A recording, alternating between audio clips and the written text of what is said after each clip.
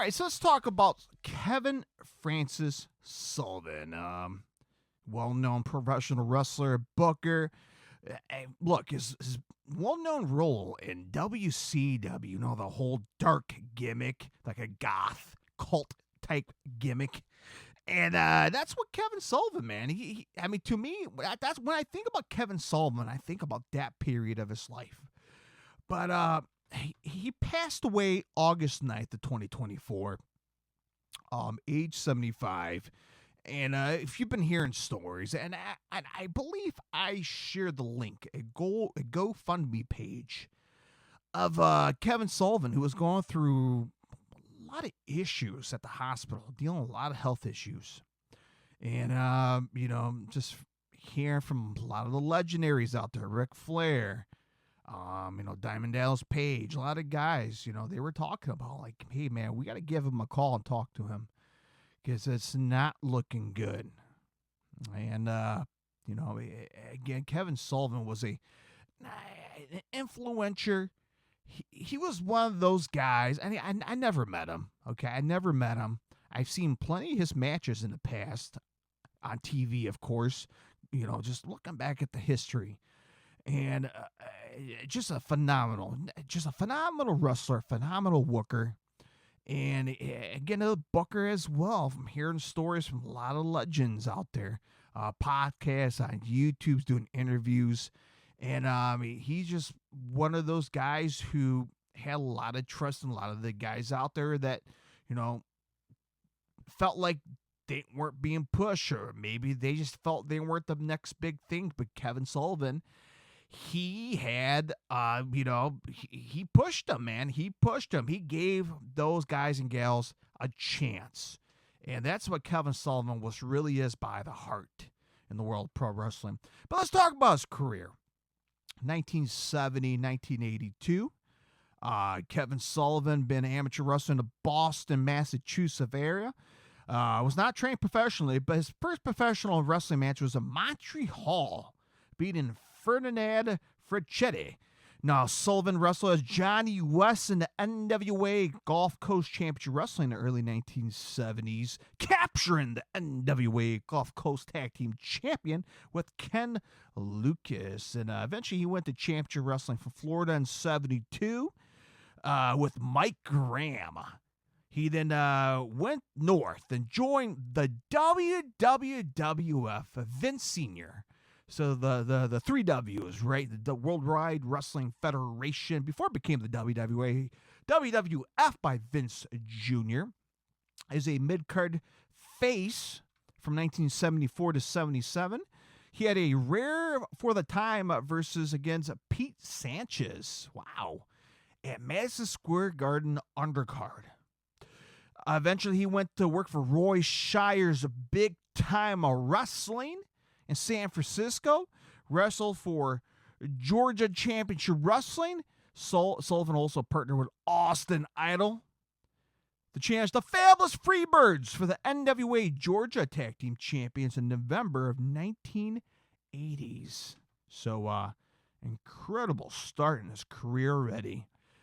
Eventually from July 1981, Sullivan wrestles a heel in Memphis territory, the good old days down in Tennessee, where he went alongside with Wayne Ferris, right? Everybody knows him as the honky tonk man in the WWF, but he was known as Wayne Ferris down in Memphis.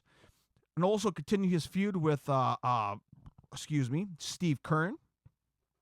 And eventually, what else is going on? He also battled, manager Jimmy Hart, local heroes like Jerry Lawler, right? Jerry the King Lawler. I mean, if you're going to talk about Memphis wrestling, you got to think about Jerry the King Lawler, right? The guy who booked the damn territory. But yeah, man, just incredible. Started his professional career in pro wrestling. Eventually, he turned heel. He returned to Georgia. Heel in November 1981, but turned face in March of 82, feuding against Buzz Sawyer, another great legendary pro wrestler, while in the Georgia territories before returning to Florida against Eddie Graham, the Booker Eddie Graham down in Florida. So, And from there, he started his career in Florida Championship Wrestling from 1882 to 1987. And this is where Kevin Sullivan started his Prince of Darkness gimmick, adopting a cult.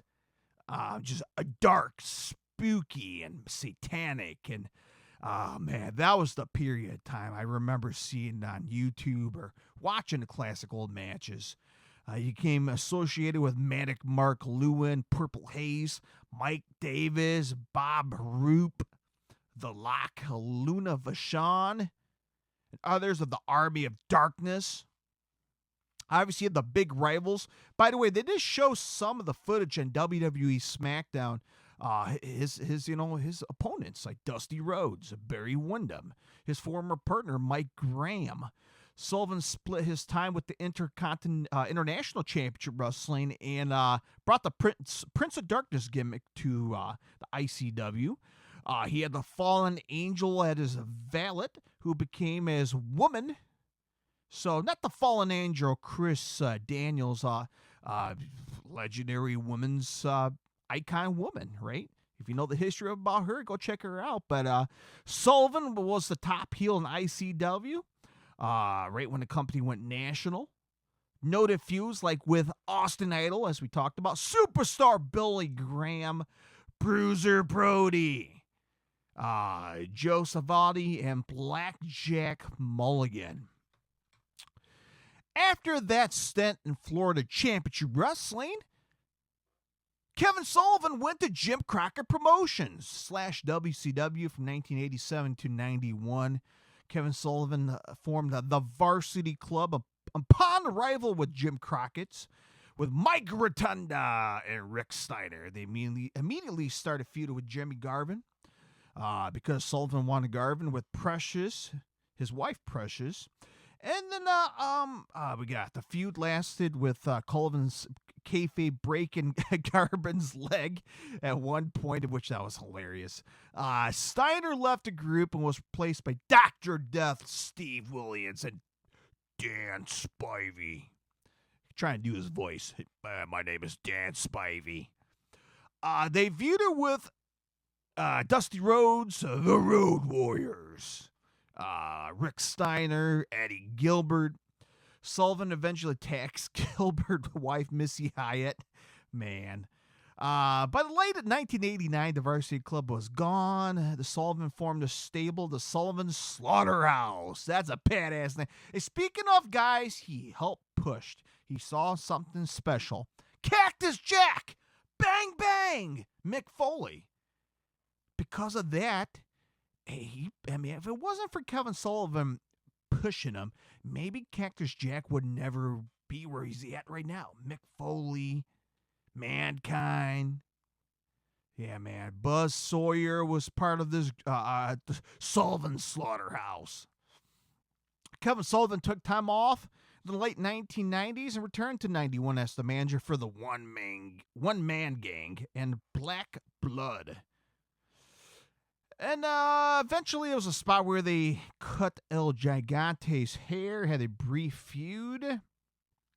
Eventually, Kevin Sullivan also was masked as the Great Wizard, briefly managing the Oz. You remember the Oz, Kevin Nash and WCW? At the time where WCW was at its low. Eventually, his contract with the WCW expired in 91, and Sullivan worked in Japan, participated in FMW, Onita's promotion, if I'm not mistaken here, where he wrestled against, Onita, right? Onita and Ed Fart, and later moved on to compete for the Wing. Eventually, he went down to Jim Cornette's Smoky Mountain Wrestling in 92, up to 94. Right, he was known as the Master and enlisted to help the Night Stalker and the Mongolian Mauler. Trying to say that twice. Eventually, he left after losing the match against Ronnie Garvin in a no DQ match in March of '94. Eventually, he went to ECW, but it was known as Eastern Championship Wrestling at the time, from '93 to '94. Debuted at Ultra Clash, teaming against Abdullah of the Butcher. Stan Hansen, Terry Funk in a bunkhouse match at NWA Bloodfest the following month. Kevin Sullivan faced Abdullah Busher in a steel cage match that ended in double disqualification. And come on, man, Taz. He had formed a tag team with a Tasmaniac. Fans know him as Taz. And the first match against Shane Douglas and Tommy Dreamer for the ECW Tag Team Championship. And eventually he returned back to WCW from 94 all the way up to 2001. And he made his appearance with the World Championship Wrestling 94 team with his kayfabe brother Dave Sullivan. Had a house show and on WCW Pro and WCW Worldwide. And then eventually in 94 in April, he began appearing regularly with WCW. So he had a nice little career. And eventually he went from retirement.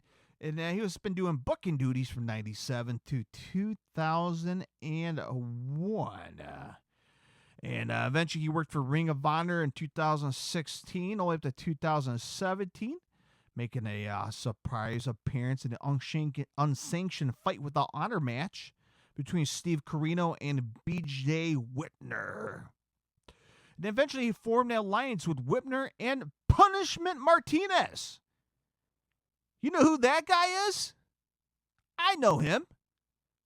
Yeah, you know him. Damian Priest. Yeah, he was known as Punishment Martinez in Ring of Honor. I remember seeing him in a crowd of not even 100 people here in Chicago. Now here he is, main event of WrestleMania SummerSlam, Damian Priest. It's amazing. And, eventually he was dealing with some health issues. Back in May of 2024, was involved in a devastating accident that had major impact on his health. Underwent surgery, sustained multiple complications, and was just, from ever since there, was having a hard time trying to recover. And August the 9th of 2024, Sullivan passed away. And just an incredible career. His accomplishments at the Cauliflower Alley Club Men's Wrestling Award in 22, Central State Wrestling, Central Wrestling Alliance Championship, numerous champions from Championship Wrestling Florida, Tag Team Southern Weight, Eastern Championship Tag Team Champion, Georgia Championship Wrestling Junior Weight, Tag Team Weight Division, Television Weight, Gulf Coast Championship, many NWAs from Mid-America to the Hall of Fame, and to 2014, Southern Championship Wrestling, WCW Tag Team Champions, United States Champion, Wrestling Observer Newsletter. Well, I'm not going to talk about that. Let's see. The Pro Wrestling Illustrated Most Improved Wrestler in 81.